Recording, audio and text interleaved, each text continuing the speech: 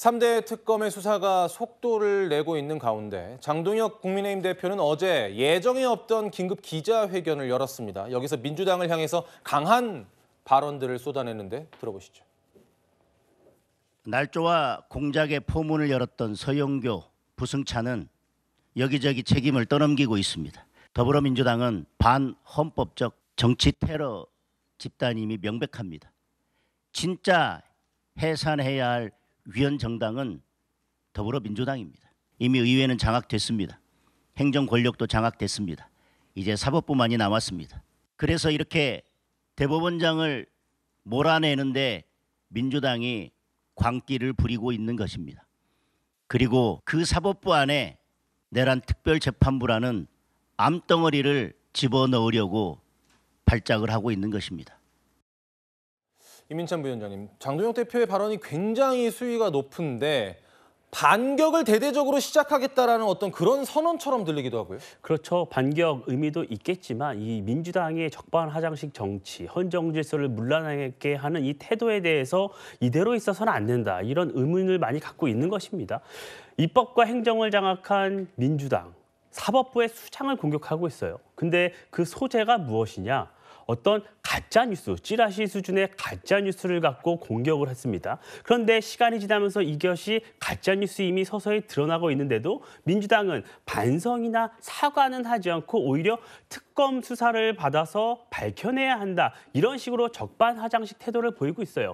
국민의힘은요, 왜 이런 식으로 민주당이 정치를 할까? 왜 사법부를 공격하고 있을까? 본질을 봐야 한다는 것이에요. 그 사법부에 걸려있는 이재명 대통령의 여러 가지 재판 문제, 사법 리스크 문제, 이런 부분에 민주당이 영향력을 행사하려는 것 아니냐, 이런 근본적인 의문이 있는 것입니다. 만약 국민의힘이 야당, 제1야당으로서 이런 문제를 그냥 방치했을 경우에 입법과 행정, 거기에 사법부까지 민주당이 좌지우지할 수 있는 대한민국이 된다면 과연 헌정 질서가 바로 설 수 있을까? 이런 의문점을 갖고 있는 것이고요. 제1야당으로서 본분을 해내겠다, 이런 의지의 표현이라고 보시면 될 것 같습니다. 이민찬 부위원장님도 언급 주셨습니다만 이 지라시 수준이다라는 비판이 민주당이 제기했던 이 조희대 그리고 한덕수 간의 비밀 회동설, 여기에 근거가 흔들리고 있다는 그런 비판과 맥이 닿아 있는데 이 의혹 제기의 시작은 지난 5월이었습니다.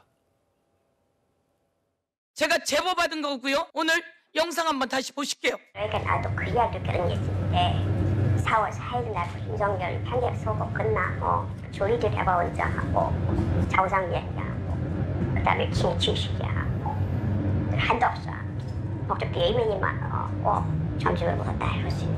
그 자리에서 조희대로 이재명이 사건 대법원에 올라오면 대법원에서 알아서 처리한다.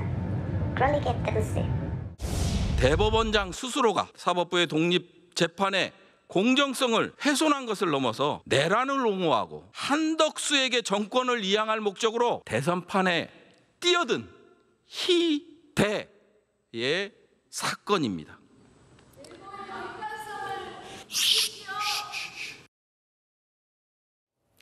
네, 듣고 오셨듯이 지난 5월 국회에서 서영교 의원이 제보자의 음성 파일을 틀었습니다. 이민찬 부위원장님, 그런데 이제 이 제보의 신빙성에 좀 의문이 계속 제기가 되고 있는 상황인 것 같아요. 지금 해명이 점점 달라지고 있어요. 서영교 의원이 여러 해명을 내놨거든요. 이 제보의 핵심, 최초 제보자, 출처가 어디인 것이냐가 문제잖아요. 출처는 밝히지 못하고 있어요. 그럼 제보자가 누구이냐?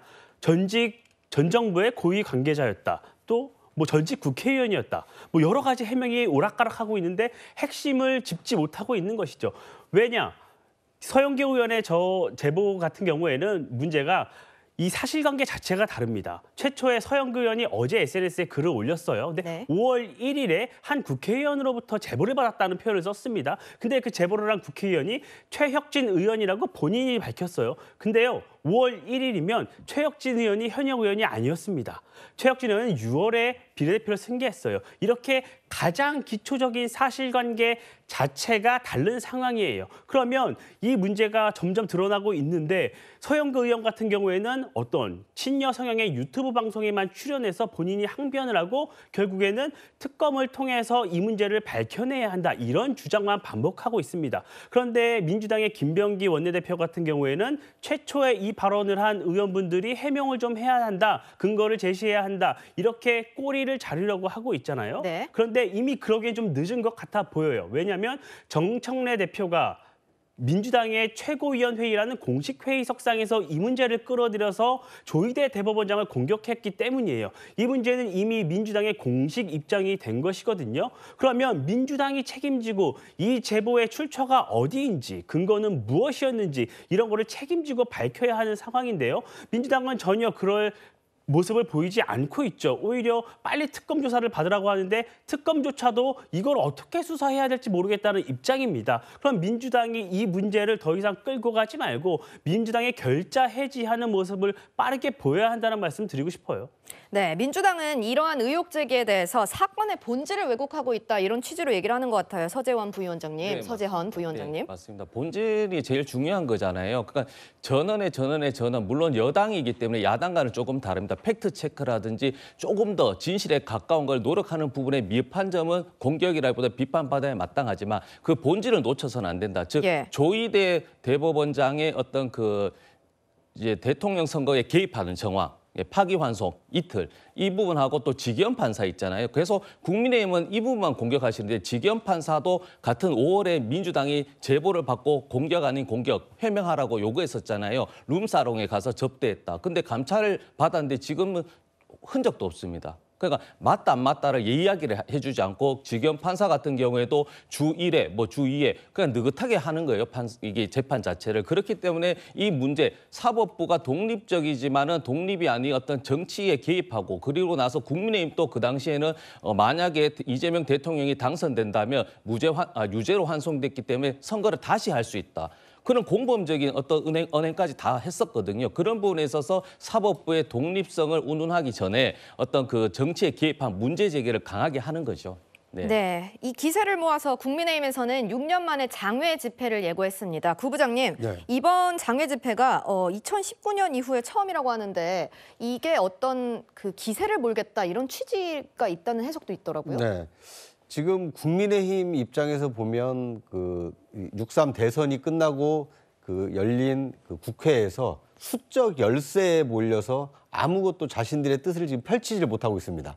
심지어 야당 간사를 지정하는 문제도 표결에 붙이다 보니까 수적 우세에 있는 민주당이 부결시키지 않았습니까? 예. 나경원 법사위 간사 이 지정에 대한 건요. 그러다 보니까 대의제 기구인 국회에서 수적 열세에 놓인 국민의힘이 할 수 있는 것은 한계가 있다. 그렇기 때문에 다수 국민의 여론의 지지를 얻어서 지금 수적 우위에 있는 민주당이 입법 독주를 하고 있는 것을 견제하겠다. 그렇기 위해서는 국회만 가지고는 안 되니 장외에 나가서 여론전을 펼치겠다. 이렇게 양동작전을 펼치려고 장외 집회를 하고 있다. 이런 관측과 해석이 가능할 것 같습니다. 네, 한편 오늘 국회에서는 취임 100일 기자간담회를 연 김병기 민주당 원내대표가 기자간담회를 열었는데요. 국민의힘의 이 장외 투쟁을 명백한 대선 불복으로 규정했습니다.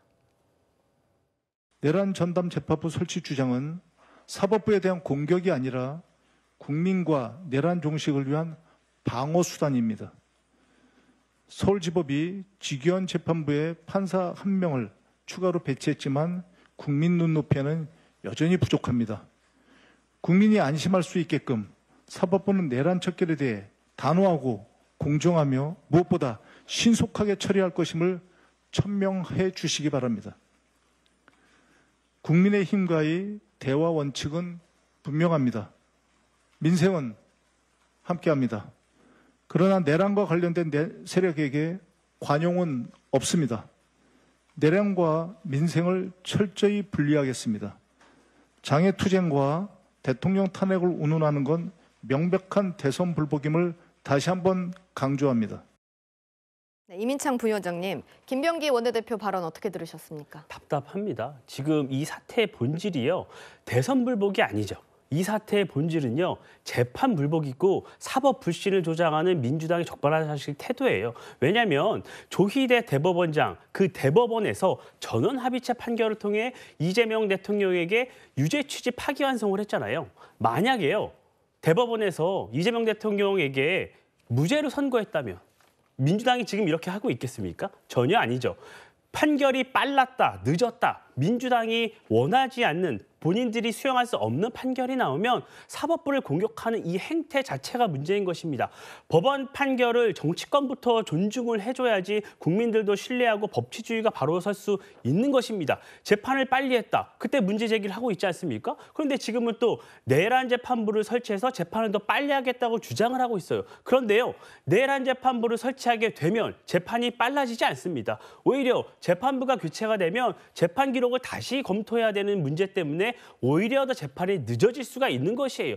이런 문제들이 있는데 민주당은 본인들이 원하지 않는 이 결과를 뒤집기 위해서 안간힘을 쓰고 있는 것입니다. 어제 어떤 일이 있었냐면요. 민주당에서 김용 전 부원장의 문제를 사법부에 2심에서 유죄가 나온 문제도 뒤집기 위해서 검찰을 공격을 했습니다. 또 어떤 일이 진행되고 있습니까? 이화영 전 경기도 부지사 문제, 대법원에서 7년 8개월 유죄가 났죠. 이 문제도 대법원을 공격하고 검찰을 공격하면서 재판을 뒤집기 위한 활동을 하고 있어요.